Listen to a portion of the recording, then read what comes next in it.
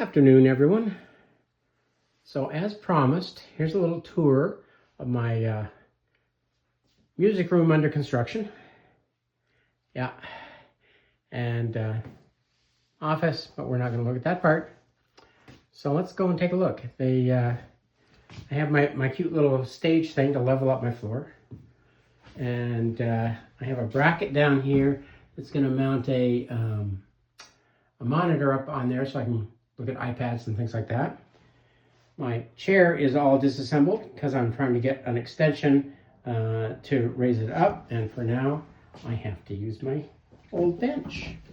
The bench comes out, and then we do the big reveal, and I've already got it turned on. There we go. So whoops, can we get that? There we go.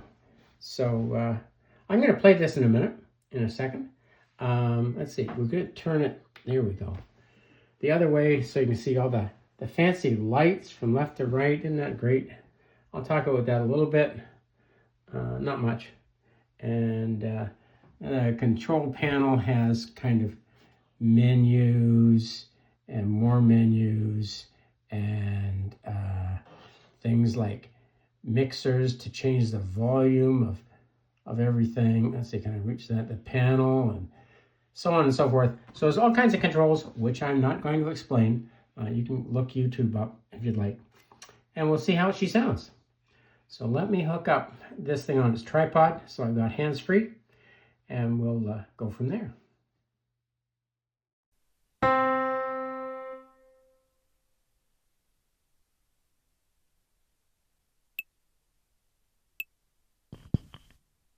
So this thing actually has a microphone. And you can do karaoke and all kinds of things, or you can just talk out with the piano. So we have all these buttons across here. It's going to take me a while to figure it out. This side is pretty much associated with the accompaniment styles. So that's a big feature of the CVP. Its claim to fame, it's versatile. You've got rock, country, jazz, entertainment, Latin. And this whole row of buttons down on the bottom has to do with changing the style as you're playing. So one button and you can make it a more intense section of the song or what have you. At a break, you can intro, endings, that sort of thing. It has a few assignable buttons. If you need a quick access to a menu, you can have it assigned to a button. So the menu comes up, you change something, you keep on going. At least for people that are so talented. Okay. The other side deals with three things. Yeah, at least. So it has a section on the far side to select the voices. How about honky tonk piano? Or maybe an acoustic bass. Okay, cool. It has song control, and the machine is capable of recording and playing back a 16-track MIDI. And you can record the MIDI tracks individually, re-record them until you get them right, that sort of thing. So you can add that MIDI to your song.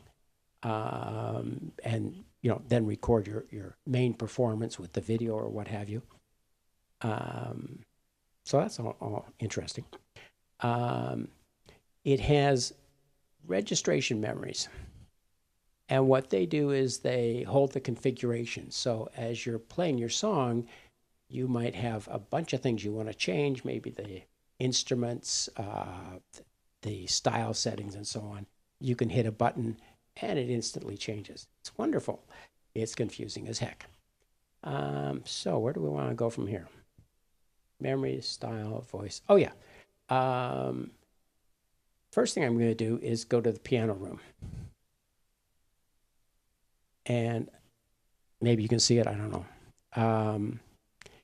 That's designed mostly for somebody that wants to play an 88-key piano.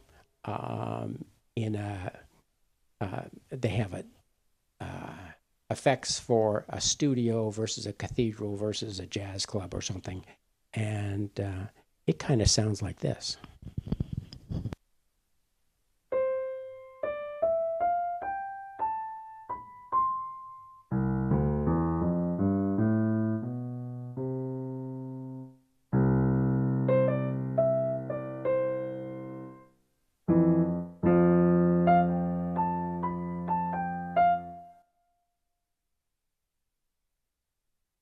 So that's when you want to play just straight piano. I'll set that back to home. Next thing I'm going to do, I'm going to turn the mic off and I'm going to hit the old demo button because, well, I can't do justice playing this thing, so I'm not even going to try. Here is kind of what somebody that knows what they're doing might sound like.